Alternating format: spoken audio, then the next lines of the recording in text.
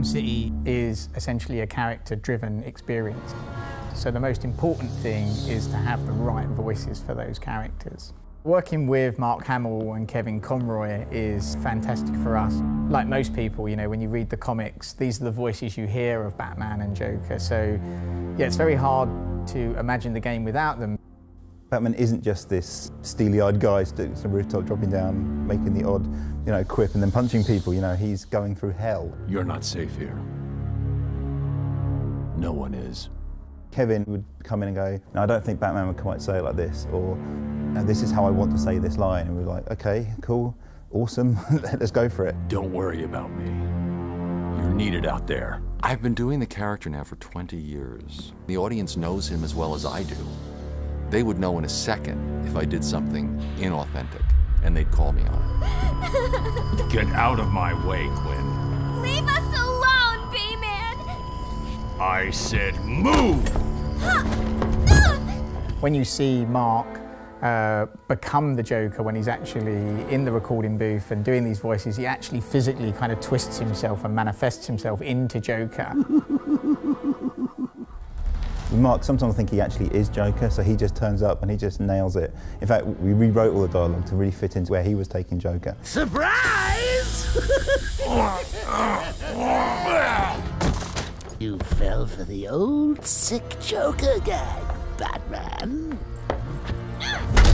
There's something about scary clowns, you know, that it just creeps people out. But you of all people should know, there's plenty wrong with me. His purpose in Batman's orderly world is just to mess him up big time. Take my blood, for example.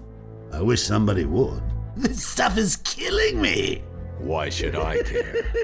Because now, there's a teeny little bit of me in you too, Bats. He gets great joy out of just the most sadistic, oddball things. Imagine sucking down that last breath knowing that Gotham is doing the same.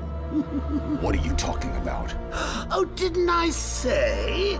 I've spent weeks shipping samples of my blood to emergency rooms all over the city. Because of the complicated character, Bruce Wayne and the Joker, there's a sort of a mutual respect there. Even though he knows he's insane, and he knows he has to be controlled, he would never want to kill him. Whereas the Joker is constantly trying to kill Batman. Hold tight. I'm in touch!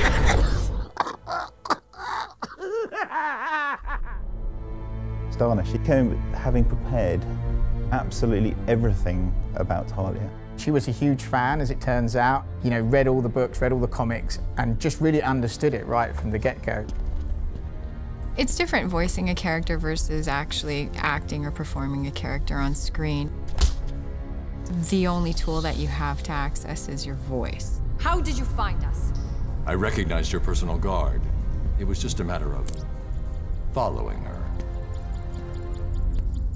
Please, mistress, he tricked me. Leave!